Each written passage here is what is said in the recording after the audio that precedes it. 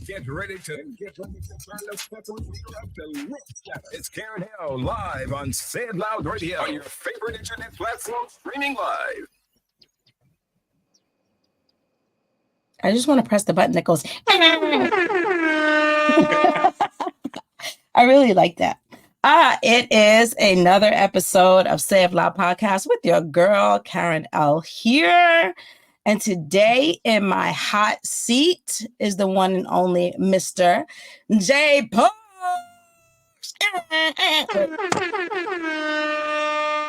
I get to press the button. I know, right? What up, Jay? What's going on? How's everybody doing? I'm good. I'm so happy to have you here. I'm happy to be here. Thank you for inviting me. Of course. So we are going to get into all of the good stuff. But first, let me introduce you. So Jaay Parks is a singer, right? Correct me if I'm wrong. Singer, vocal coach, manager, tour manager, vocal booking agent. Am I missing any? Dean. Oh my God. Actor. I be hopping around. So. Who is going to share some knowledge with you today, some music with you today, some insight with you today, and give you a little bit of what it feels like to be on the opposite side. So I'm really excited about that. But let's talk about pop culture real quick. Are you like on social media? I am.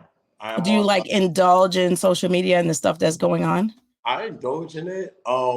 I don't get involved in it, but I indulge in it. Where do you gravitate in your social media mix? Well, are you watching like cooking TikToks, or are you like watching like baddies? You know what? A little bit of both. It's a little bit of both. Zeus got my money every month. Zeus got my $4.99, but it's so good. I wish I owned Zeus. I wish I was that guy. You gotta own it. It's amazing. I'm like, he's making a killing. It's bad. For me, it's bad, but I love it. It's like my guilty pleasure. Exactly. Natty Nunn, she did her She's thing. got a whole franchise now because it's just going to keep spin off and spin off and spin off and spin off. Like, for sure. It was worth the investment for them.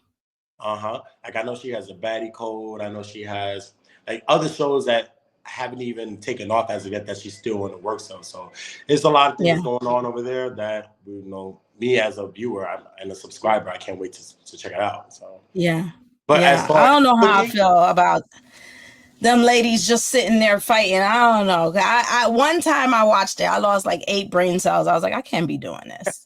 I can't. I don't watch cooking. I don't watch any cooking TikToks or anything like that, but I do watch Natalie cook up some drama. So, you know. Right. I mean, drama sells. It sells. I ain't mad at that. I ain't mad at her making her money. It works. It works for her. And it makes $1 and people, you know where you're going to get, and people like it and they buy it. I mean, it is a product. No, it is. And It's a brand, and she's definitely marketing it right. I think she has a bachelor's in marketing, if I'm not mistaken. She spoke about that in recent interviews, but she's definitely using it to her advantage right now. I'll tell you that much. It's working in her favor. I will say that. And I'm not mad at her for that. I think that no one else has done that yet. Not like her. Yeah, not at all. You know, so you got to give her credit. And Zeus, like I said, I wish I owned Zeus because that guy, he takes on things that I probably wouldn't have, but he make it work. It's soon to come, please. We're going to put it in there. And he got a lot of money. He has a lot of money. I see that little guy with all of these beautiful women, and he's not even cute. And I'm like, I know it's the money. It gotta be because, Yeah. I saw his mansion in one episode. I'm like, yo. Yeah, he's invested in money, and like I said, it's a niche market. Yeah, I mean, who's competing with him right now? Nobody. Nobody. You can't get mad at nobody for that. You can't get mad at him for that. No, every month. Nobody's doing what he does. Nobody wants to do what he does. He's like, all right, so I'll take it if this is what they want, and I'm gonna make money from it, and I'm gonna run a franchise, and I'm gonna have a business, and people are going to subscribe to it. Why not? No, it's And it's guaranteed. Like every month he generates millions and millions of yeah, dollars. yeah, After after taking care of his payroll, he Gucci, he good. He yeah, ain't about nothing. yeah. I'm as far as like marketing and franchise and running a business is concerned, Right, he's doing something right. right. He's doing Exactly. something right. All right, so we're going to get into our guest cipher where we're going to have a freestyle conversation with you and all that you do. So first, let's get a little background on Jaay Parks. Okay. How did all of this, how did you come to be Jaay Parks? It's so funny. A friend of mine, a really good friend of mine, I've known since 14, 15 maybe 15, probably 16. And he knew I was doing music. He used to do music too. And at that time, I think he was attending Full Sails University. And his cousin by marriage and one of my best friends growing up, it was her sweet 16. And that's where we met in Jersey. And we just got really close. We hit it off so good. We had a lot in common. And yeah, he literally just came up with the name. And I was like, Jaay Parks. Like, mine was funny. I never had a name before. I just said Jared. But I'm like, Jared is so like, no. It's so like, Jared.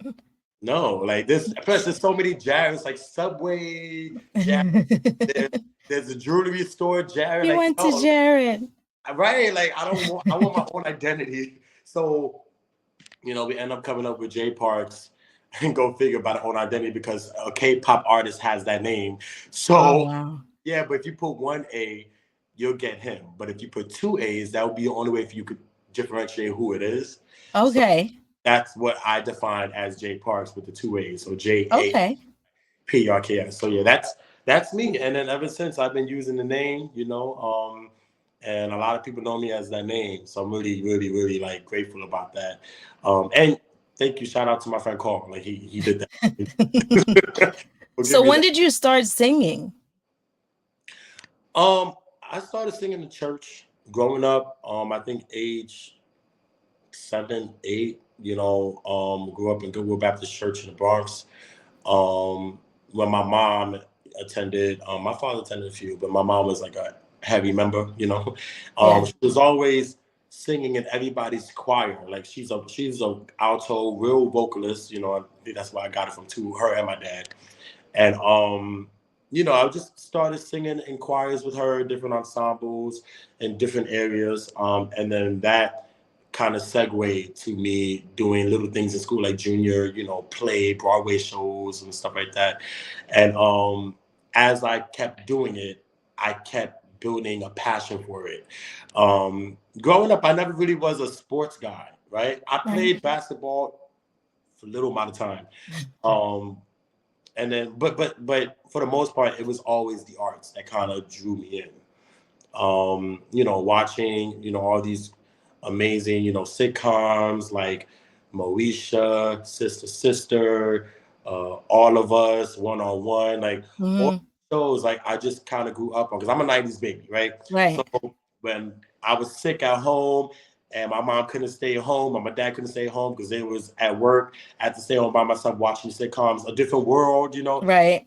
So all these shows, I really, I really looked up to these shows and these characters and these personalities, and I'm like, yo, I want to do that, right? Mm-hmm. What type of form of entertainment I know I'm going to do it. So whether it's in acting or whether it's singing, I want to do it. So I really gravitated towards the singing part, Right. And as I got older in my teen years, I started getting into the 106 in Park on BET. Right. The TRL, MTV, like all those different talk shows that based off of music and music videos.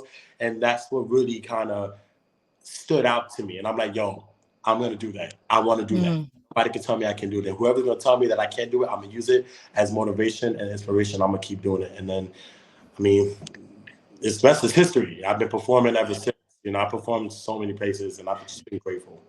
That's such an amazing story because some people, they don't know where they're going.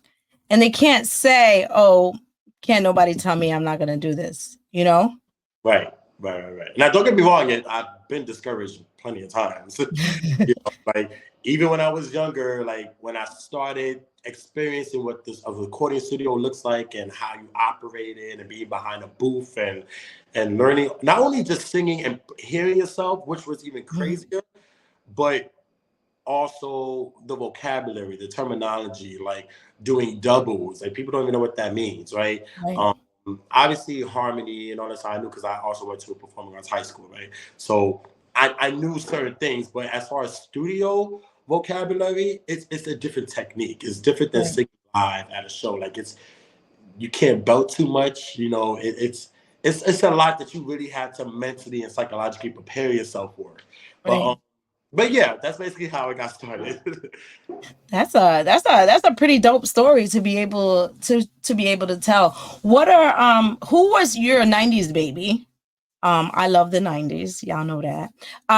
Who's some of your biggest musical influences? It's a whole list. We could go on for days. This interview's gonna be full of names. I'm gonna be throwing out. But there's got to be like top 5 musical influences that kind of help shape your, you know how like every artist kind of has like a feel or a genre where they're like a sound where someone they just gravitate to. Who are those people for you? So for me, if I could choose 5, thank you for that number. You said 1, I'm like, I don't know. 5, I would start off with Earth, Wind and Fire. Okay. Earth, Wind and Fire for sure. There is Frankie Beverly. Yes. He's a legend. I know he just got off tour too, his farewell tour. So shout outs to Frankie Beverly and Maze, the band as well. You have Alicia Keys. Yes. I love Alicia. I've always wanted. She's from Hell's Kitchen. Hell's Kitchen, exactly. The fact that she's from New York, I'm from New York. It's like we haven't met each other, but she is my best friend in my head. Yeah. She's my best friend. I know whenever I do meet her in the atmosphere, I will meet her. We'll hit it off, So yeah, Earth and Fire, Frankie Beverly, Alicia Keys. You're talking about Luther Vandross, right? Yes. Vandross is like my guy. God rest his soul, is my guy. I actually do some of his songs in my show, as well as Frankie Beverly. So yeah, shout out to him. And also because I'm a little biased when it comes to groups, and I say biased because one of the members is my aunt. Actually, all of them are like family, but Allure. Allure. And also the fact that I will manage them as well. So I not only the fact that I know them, they knew me since I was a little baby, but it's also the fact that I've seen their work ethic, and it's more personal with me. There's a deeper connection. All of them can sing. All 3 of them can sing. Sang. Not sing, sang. Right, no auto tunes, no nothing behind it. It's just real vocals, real raw talent, right? So, it's just something about the girls that really always stood out to me more than other girl groups. I mean, you have your SWBs, you have your Escapes, you have your 702, your Blacks, your Totals, right? But something about Allure is just it's really like when you first meet them, it's like you've always known. No, I know they've been on the show and I've had the pleasure of meeting them, and you're right. It's like you're sitting in the living room hanging out. Literally, and it's literally for me sitting in Akisa's living room, hanging out with the girls, and we just cut it up, So and they definitely do bring that energy. But I'm gonna just tap in for a second to you because you said you're partial to the groups, right? And so I want to know why are you partial to the groups? And then what do you think the benefits are of working in a group? Because you get to see the inner workings of so many different groups because of what you do. Right. So what are some of the benefits that people have when they work in a group like that? The benefits, well, if it's a female group or if it's a guy group, especially when it comes to singing too, and not so much rapping. I'm still rapping, yes, but being that I'm a singer, I've noticed and I've grown to understand the not only the sensitivity behind it, the social emotional aspect behind it, but also creating that brotherhood, right? Creating that sisterhood. Um, Mhm. they may not even be your blood, but they Right. are just as blood as Right. you can have them to be, more even more so than the family that you're born into. Right. You It is know, a family. it's something that you kind of share, and that camaraderie. And I know a lot of the girls of the Lord don't even like that word camaraderie, but chemistry, the connection, the sisterhood, as I said, or the brotherhood, whether it's a guy or girl group, no one could ever on the outside understand it, and Right. they may have their opinions. Outsiders may, especially in this business, it's a lot of opinions that's being thrown around because music is subjective, you know. Right. But people on the outside and the negatives that be the conversing of the negative comments and whatever, it can never break what's inside of Right. the group. That bond is so strong, and it's been Right. through genuine love and consistency and loyalty. Yeah. So Yeah. that, Some of those relationships be lasting longer than people marriage. who you telling? It's No, true. It's like, true. no, Allure has been together since the mid '90s, and they came Right. out in 1997. Being signed to Mariah Carey and that whole story. Yes, and Yeah. it was four of them at the time, Lenny. But even though she went to do other things, the girls still remained a group. Right. And now it's Right. been going on almost 30 years. That's more Right. years than any marriage that I've seen nowadays. Right. That's what I'm saying. Like this legit, it becomes a family Yeah, because they are weathering life with you. for sure, for sure, for sure, for You know sure. what I mean? Yeah, That's yeah, cool. That's really cool when you think about it. Um, because I don't think people realize that, yeah. you I've know. always wanted to be in a group, and I was in a Uh-huh. group. I was in a group. We started in high school, um, but it didn't last as long. But we were dope, yo. We were dope. We was Yeah. called. It was called the Schoolboys, and it was Oh, that's so cute. yeah, it was a corny name, but because we were in school together, In we were all school. in the same class. So, but we sung again. We Right. entered, we were a part of the performing arts high school in the Bronx in New York City, Right. and anyone who auditioned for that school, as far as vocal, they can, for the most part, they can sing. Right. But it's nothing like being together, Mhm. growing together as teenagers, and then doing it, performing in different places, which we got opportunities to do. Yeah. But it didn't last long, unfortunately. And we actually sung a lot of doo-wop. We were a doo-wop. And that's actually why the name the Schoolboys kind of fit, because Right. It's we like were a a doo-wop doo-wop. group. Yeah, yeah, Yeah. yeah. But that also makes you very versatile as a singer For sure. For sure. For because sure. that means that you have sang all different kinds of music. Opera, classical, R&B, gospel, pop, urban pop. You're talking about folk. You're talking about doo-wop. I could bust out a little Duke of Earl. Like, it's not a problem. It's not a What problem. what's your favorite? Like when you write, if you're writing for yourself to put music out, Oh, where would you put that? R&B. R&B. Yeah. R&B is Yeah. my thing. Grew up, like I said, in gospel. I have a big gospel background, big gospel church. My roots Yeah. come from the church. But Yeah. doing R&B is kind of, it has been my thing. So yeah. Yeah. All right, It, so let's talk about that next because we're gonna play some of your music. So, what was it like the first time you actually heard yourself on the radio? it was one time in 2015, Hmm. and one of the DJs on one of the stations had played it, and I'm like, oh, Did you okay. not know that was gonna happen? No, I didn't know. I didn't know at all. Like, Put music out. yeah, but it's different, now, especially nowadays. It's Hmm. it's easy. I can't say it was easy. Let me take that back. Back in the day when there were major labels and stuff like that, and that push, that it was, having a label or machine behind you was kind of easy because they took care of Right. things like that. Doing Right. everything up, especially when you're first starting out and you don't really have a lot of people. You don't have a team like that. You don't have. You are the team. You are the you are the team. So the fact that a DJ friend of mine who was at one of the stations in New York played it, and then he kept playing it Yeah. like maybe a good amount of times. And yeah, he just showed support. But the fact that it was on the radio at the time that it was like, yo, it was dope. It was dope. It was a dope feeling. I can understand a little bit I could definitely understand what Allure felt too when they first had this single Head Over Heels featuring Nas, when that song dropped on radio and it was on and it boomed, right? I know how that feels. So to a certain extent. It didn't boom like Head Over Heels, but it boomed. but it was there, right? So did you write that song? I did. Or somebody else wrote it?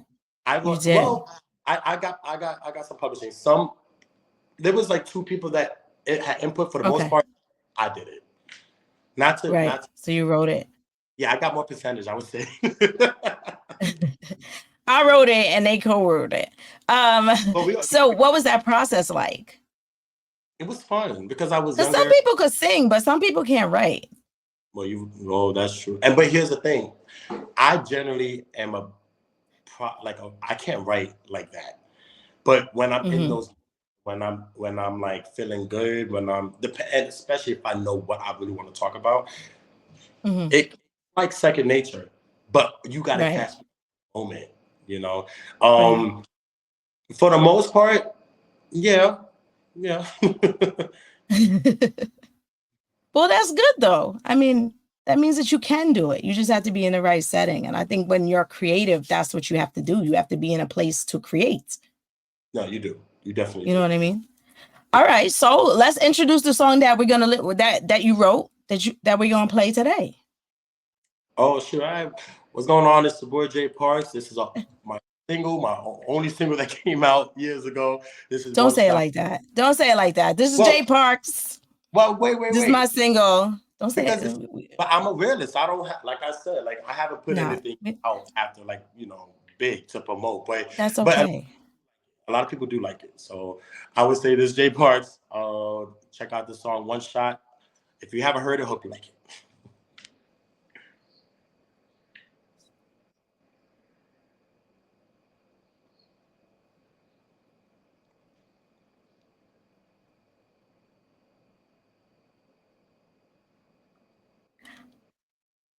I like it. Why you say if you haven't heard it, I hope you like it? We like it. Thank you so much for that. So you wrote that? I did.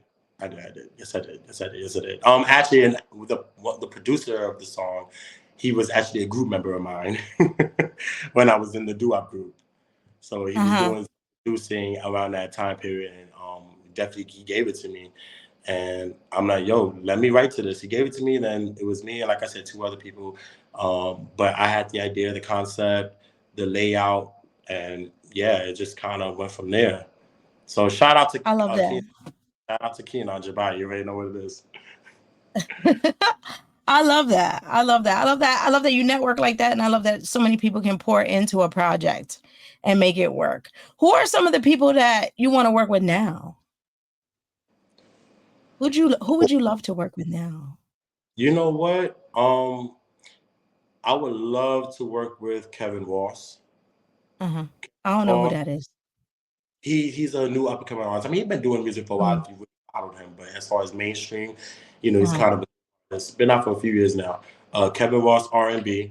Okay. Don Jones, I would love to work with Donnell. Okay. Yeah, Donnell, he's a true. John B, I would love to work with John B. It's a few 90s artists that I've looked up to. R&B artists. Yeah, that I've always wanted to work with. So yeah, the list could go on though. I'll tell you that. Yeah, I believe you because I know you. So I definitely believe you. And I think that, but I also think that when you answer the question, it lets me get to know you even more and like the kind of music that you like. Because I know who those people are and I know the kind of music that they put out. So it just makes me like, yeah, it makes sense. It definitely makes sense. Right. Because, I feel like R&B now and R&B in the 90s wasn't the same. And so a lot of the artists that you mentioned are like from different time periods. You mentioned Frankie Beverly and Mays, you mentioned Luther, you mentioned Donnell, you mentioned John B. It's that old essence of R&B music where we really just like took it in differently and it presented differently than it does now. For sure. In my opinion. Right. No. I think we have R&B now, but I can't say the last time I really, really heard an R&B artist, new R&B artist, where I was like, oh, you know, they are giving that, you know, that essence of like what R&B used to be. I don't know what we have now. I can't even think of someone, to be totally honest. I really can't. I can't really think of somebody right now, R&B wise, who's like really killing it. I mean, if you follow R&B, because R&B is not dead. A few years ago, they were saying, especially during COVID, like R&B is dead. R&B is dead. Yeah. R&B is not dead. It's just different decades have different sounds and different artists, right? So what I think the 90s was lit. That's my favorite era.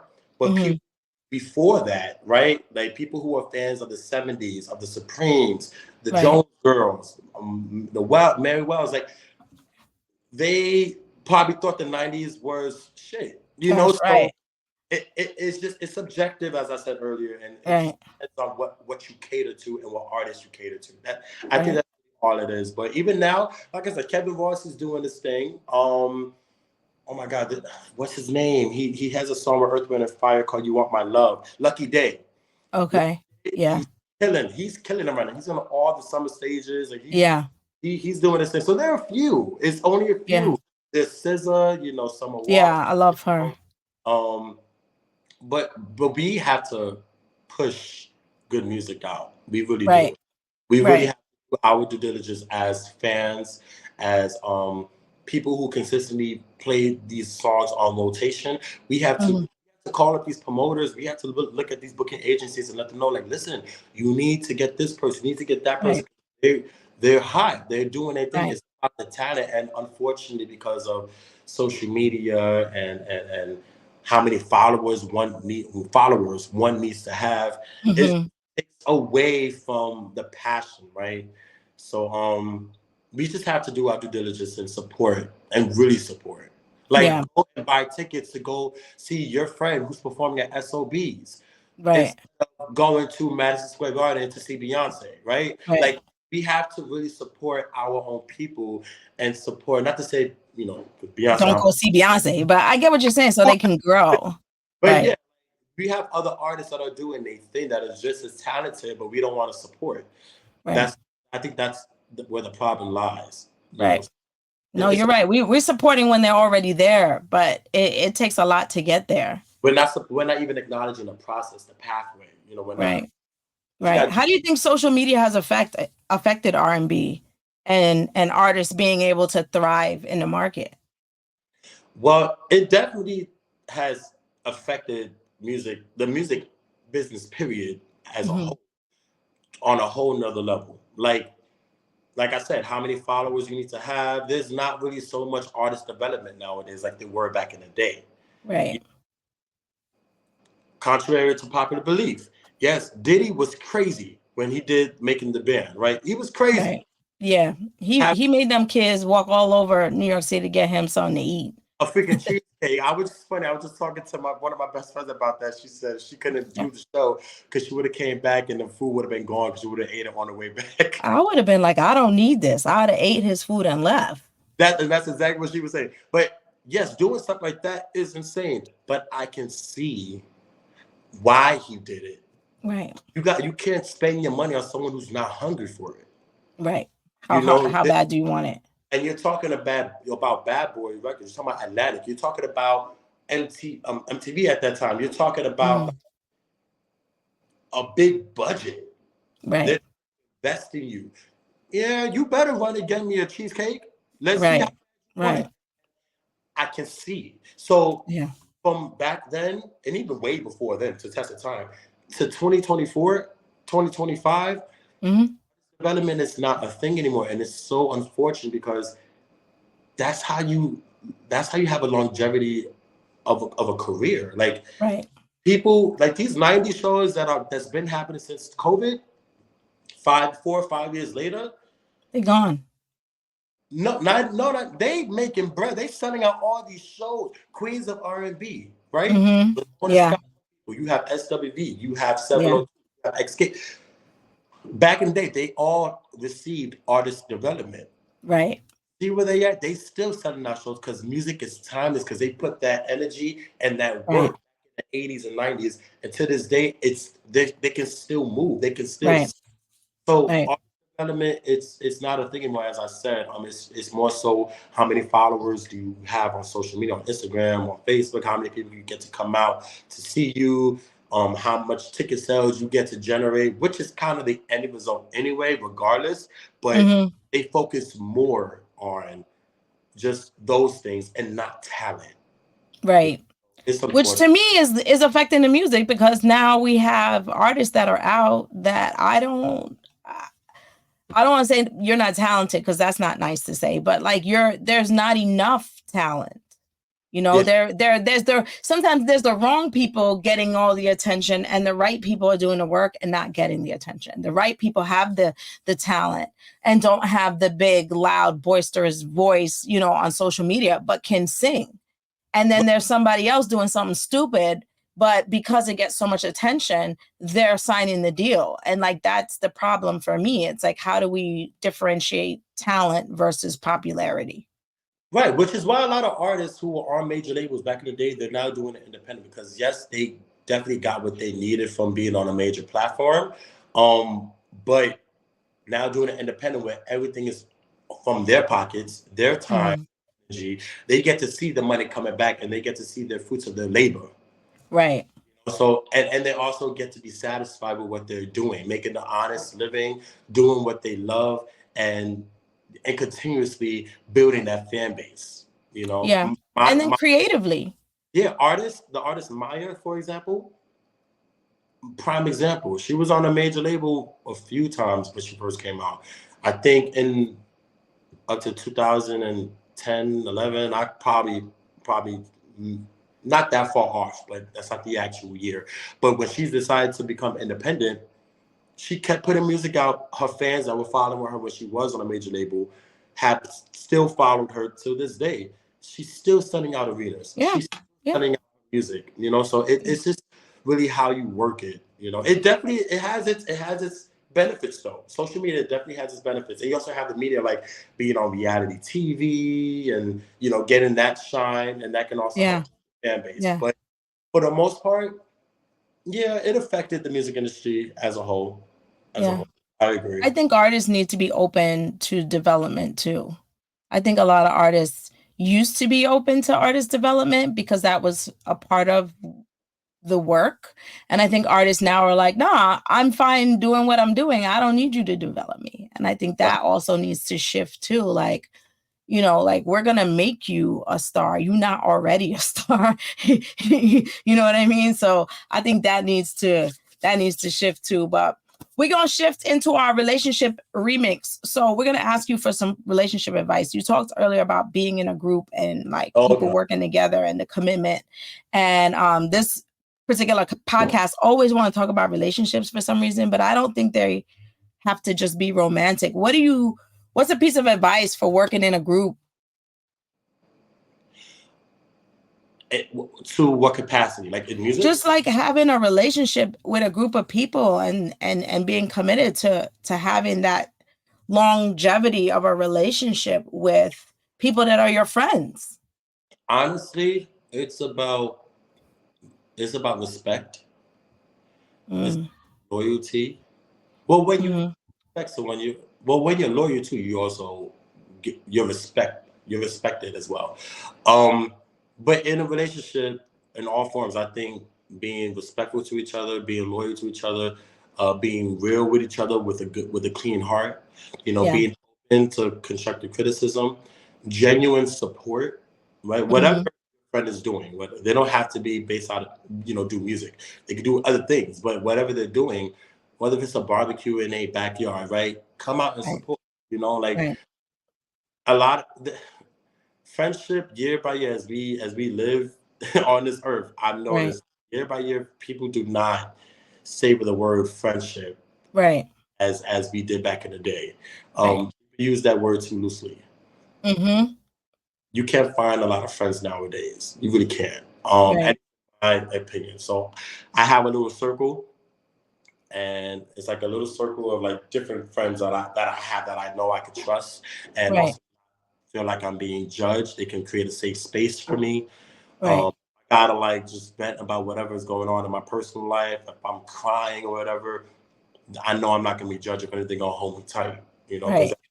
that's what a real friend who ends up becoming your extended brother or your sister. You need people like that on your side. Yeah, that's what they're supposed to do. Right, exactly. So that's how I feel what a friendship or a group of people should hold to exhibit what a relationship and longevity looks like. So yeah. Agreed. I definitely agree with that. So there you are. Be honest, everybody. Be respectful and show up. Show up and show out for the people in your life. So Jay, what's next for you? Where you heading? What you doing? Where can everybody find you? I know you're working on some projects right now. So what are you working on? Right. So where's a lot of things going on? I'm on the stage. I'm back performing. Um Yes. How was that this weekend? it was good. It was good. It was good. I saw the clip of you on the news this morning. Oh, you did? Oh I God. did. I saw because I follow Shelly. So I Oh, saw it and I saw the clip this morning and I was like, look, it's so funny. Everybody caught it and I didn't catch it except for that little thing. it's always like that. It's always Yeah. like that. But yeah, I just got off stage on the Great Day of Harlem, which is a part of the series of Harlem Week in New York City. Um, Uh-huh. Celebrate culture and what Harlem was really about: the music, the fashion, the food, everything. Yes. I've been honored to perform on that stage at Grant's Tomb, up on 122nd Riverside Drive, for the past 5-6 years now, with Impact Repertory Theater. But now, being that Impact has, well, they've always had a thing called Impact Vibe, which is like the adult version of artists that they have that are still pursuing music professionally. So Mm-hmm. push those artists out. So with the help of them, I also got the opportunity to perform. And that was a dope show yesterday. I mean, the day before yesterday. Sorry, I'm sorry. Yeah. And when I tell you, it was great energy. The sound was on point. When as an artist, Karen, when you have a sound, your And you're voice like, activated. yeah. Like Holy Spirit literally, activate. I didn't walk the squall the way I did, but I did. But yeah, I did that. Next Sunday, I'm actually going to be on the last day, which is the actual anniversary, the 50th anniversary of Harlem Week, and Right. on the 18th, and I'm going to be on the 94.7 stage, the block. Um, that's going to be on Fifth Avenue, 135th Street. I'm going to be on that stage at 5:30 ish.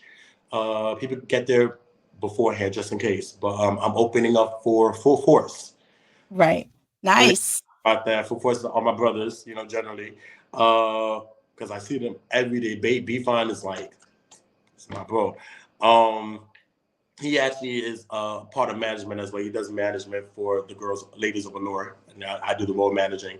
So we definitely like our family. Um, Right. and then Allure, they're gonna come out and do do a little art cry out for. So, but yeah, that's what we're about to do. And I have some projects coming out as you had asked. Working with a few producers now. We're in the stages of listening to different musics and different sounds. See sonically, not so much lyrically, but sonically, and see how it fits Jaay Parks and the brand Jaay, Right. right? But for the most part, it's looking good. So I'm gonna head back into the studio. We're gonna start doing the recording process to work on an EP. So Yeah. that's what I'm getting at, an EP. So I'm really excited about that. And yeah, everybody can follow me at Jaay Parks. That's JAAYPARKS on Two all A's. platforms. Yeah. I love this for you. I'm so excited. I'm so excited to see you flourish. I'm so excited for new music. I'm so excited to see you this Sunday on 135th Street Yes. celebrating Harlem Host- Week Aren't you with full force. Huh? aren't you hosting too? I am hosting. I will be out there. Come on I now. will be out there with you. Right. So it's gonna be a good time. Yes, Huh? I said little birdie told me you was hosting, so I had to ask it. Yeah, it's going to be a good time. I have a feeling it's going to be a really good time. You're going to be there. I'm going to be. That's a good time in itself. Allure is going to be there. Full Force is going to be there. It's Harlem Week. It's 80 degrees outside. There's food. I'm pretty sure we all going to be really happy. It's going to be it's going to be a really good time for everybody to get together. There's going to be good music. It's going to be crowded of people. It's going to be a lot of being pulled in different directions. A lot, but I'm ready for it. I'm ready. Yeah, and then it's 94.7, so they're like hip hop, R&B. You know, that's the music that we listen to. So I'm really excited. Shelly Wade, shout out to Jonesy, shout out to all family. Everybody over at the block. So I thank you so much. I know I'm taking up all of your time because I know you got things to do. We didn't get to do our rapid fire. You want to do it real quick? Yeah, let's do it. Let's go. All right, let's do our rapid fire. And then you could leave us with the gem and then we'll let you go. All right, really quickly. Pizza or hamburger? You're supposed to be really quick. You're not supposed to think about it. It's a rapid fire. Let's go. Pizza or hamburger? I don't eat bread like that. What? I don't eat bread. So a hamburger with lettuce? Okay, hamburger. Okay. Money or time? Time. Morning person or night person? Night person. The sexy woman or the good girl? Good girl. Nightclub or afternoon hiking? Nightclub. Winter or summer? Summer. Movie or book? Movie. Soul food, Chinese? Soul food. Yell really loud or shut down and be quiet? Shut down and be quiet. Weights or cardio?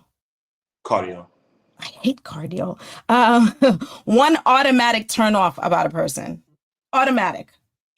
When you need validation all the time. Oh, yeah. I have a thing for that. Like that, and also don't ask me questions to answers you already know. I hate Right. I'm gonna curse you out. Or I'm just like or I'm gonna shut down. Or I'm gonna shut down. Say nothing. A word you wish the English language would just get rid of already. Bro. I hate that, yo. I'm a man. I don't call my friends bro. I really don't. They call me bro. Oh, don't call me that. Like, call me Jay. Yeah. And I know it's I'd rather bro than the N-word. Or like like, yo, what's good, man? I'd rather the bro. Right. But why can't we just call each other by our names? Like, what's going on? Like, I don't know. I think that's a generational thing. Like, I think it will come and then it will go. You know what? I'd rather take I may sound a little contradictory now, but I'd rather take a bro from my peers. Yeah. Rather than my students calling me bro. Yeah. I don't like when my students, or I don't like when kids call me bro. Yeah, don't call me bro. Because I'm not your bro. At all. I feel like if we're not the same age, don't call me bro. At all. At all. There's no ifs, ands, or buts about it. No. Yeah. So what are you listening to now? Like, what's on repeat in the car? Oh, Dawn Richard. Oh. She was a part of the group Danity Kane that was on Making the Band back in the day. She was on Diddy Dirty Money. And now she's been doing her solo thing, but her music, it's timeless. It's so like, she could put out a song that she wrote last month in the next 10 years and it'll still be a hit. Like, she's just, her voice is insane. Her vocals kind of remind me of a Brandy. Like, it's real, like, it's unique. Her voice is so clear and it's filled with passion, you know. But Dawn definitely on repeat. Allure, obviously. Yeah. And I mean, like I said, the list could go on, but Lucky Day too. Like his music is amazing. So, but yeah, Bryson Tiller too. Yeah, when his album came out, I bought the whole album, and I never buy a whole album. No, because I'm always like, I'll just pick the ones I like, right? But I bought the whole entire album, and the whole entire album was actually good. Nah, it was a really nice project. Well, listen, hopefully when my EP comes out, my thing could be on repeat. Yeah. Yeah, it will. No, because like some people, you listen to a couple songs and then like, because I always like listen to a little bit of the whole album and then I go, do I want to invest in this whole thing? Like, is this whole body of work something I want? And his album, I remember buying the whole entire thing. And I was like, this is a really nice project. Like, I don't know who put it together. Like the music, the production, the entire project was put together really nicely. And so I bought the entire album and I actually listened to the entire album because it was so nicely put together. I think that's what I'm more impressed with than anything else, that it was just done so well. It was just, because like some people's album, it just be all over the place. It's like you just took a bunch of songs and threw on there. There was no rhyme, reason. There was no form. There was no storytelling. There's no storytelling, no journey that you're taking. Like there's nothing. It's just So his was really good. And then I'm not a singer, but I have a producer brain, right? Because that's my undergrad is in media. I would sit in the studio for hours behind the chair, behind the board, and I listen. And some people, I don't know who mix and master their work, but I'm like, this is bad. It's not the content. It's not the artist. It's just not mastered well. Like Jason and I were in a car the other day and we're like, yo, whoever made it, we was listening. I think it was J. Cole we might've been listening to. And I was like, whoever mixed this should have turned him up. He's getting drowned out. Got you. He's getting drowned out. And like, he doesn't have a really hard rapping voice. So you can't, it almost sounded like he recorded his vocals somewhere else. To me. But to the naked ear, somebody else wouldn't know that. This is dope. Yeah. Right. Like I listen to the radio and I'd be telling people like, oh, they didn't record it in the studio. And they'd be like, how you know that? And I'm like, I can hear it. They didn't record it in the studio. That's not live. I can tell you live because I know what live sound like. They wasn't in the studio. So when you hear an album like Bryson Tiller's album that was mastered so well, it was clean. It was clean. It definitely was. It was clean. Whoever mixed it, that's what I'm saying. The whole package was put together nicely. It was really, it was a good project. So, and so when I listen to music, those are the things that I listen for. Like most people listen just to the artist, and I do, but then I'm like, all right, where's the reverb at? To the lyrics and trying to dissect the lyrics. Like, what are you talking like back in the day? Because the lyrics were such a mystery. You trying to find out exactly. Wait, what girl did this to this guy? What? You cheated on the Like it was all that mystery. It was such funny because it was real life. Right. Nowadays, and it pulled you in. It pulled you in. It pulled you in. Actual production behind it. You be breaking up with someone, you be playing that song, you be crying, but it worked. It tugged on your heartstrings, right? And it was saying what you were thinking. Mary J. Blige did me so good back in the day. Oh man, that 411 album was lit. That's my favorite Mary album ever of all time. Yes. What's the 411? It doesn't get any better than that. The original, authentic, gangster Mary.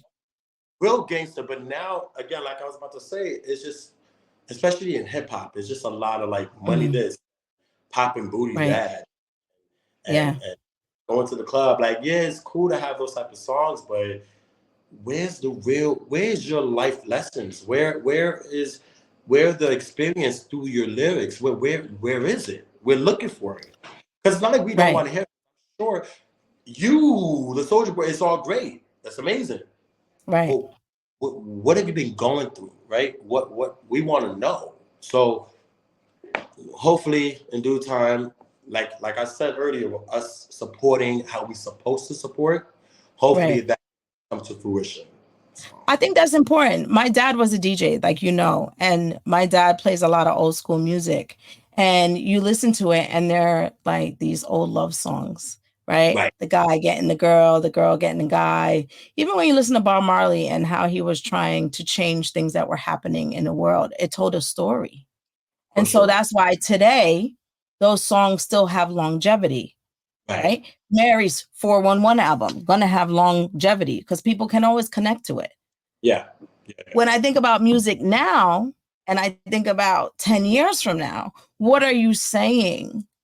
Or what story are you telling that's going to have any longevity?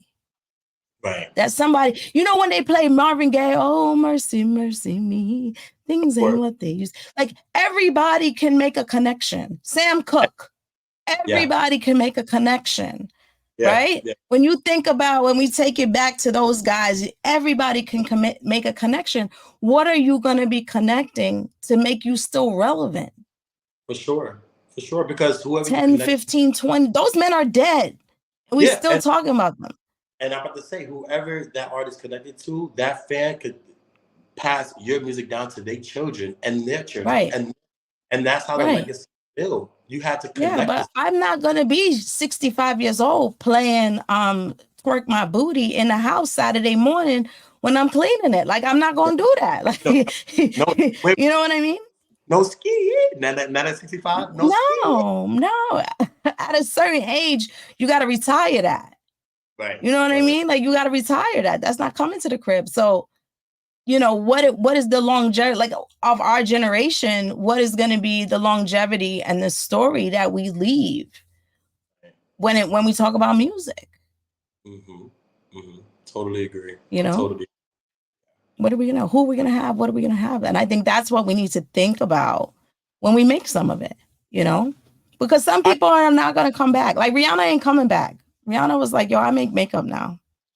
I'm a billionaire." And that's too, like, you're singing for yourself, because you love to do it, but your music is for everybody.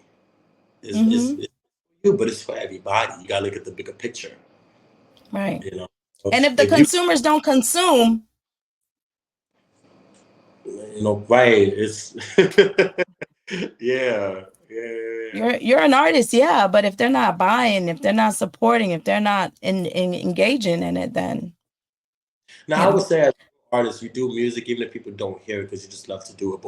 But your ideal goal is to you showcase it and at least touch at least one person in the crowd. If you touch at least one person in the crowd, your job is done. Like, I learned that from a Lord. Every time we have a show, if you're touching at least one person, this song saved my life. That's all you need. That's all you need. So I want to get to that. I want to get to that level. I think you're almost there. I mean, based on what we saw in the news and the crowd that was out there this past weekend, from the snippets I saw and the pictures I saw, I feel like you're closer than you think.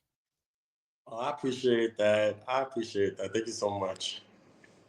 Thank you so much, Jay, for kicking it with me. I appreciate you. Everybody, Jaay Parks will be at Harlem Week this weekend, Sunday, August 18th, 135th Street at about 5:30. You can check him out there. Let them know where they can follow you on social media. Oh yeah, at Jaay Parks. You could do it right where this little name is. JAYPRKS on all social media platforms, on Instagram, Facebook, YouTube, everything. You can find me there on shows that I have in the works, as well as Allure's music and tour dates coming up too. Excellent. Yeah, so definitely check that out. And then, when your EP drops, you'll come back and we'll get to play some of that. For sure. And air all of that. I want first dibs. Oh, I got you. No problem. You'll be the first one. I got you. Thank you so much. Not a problem.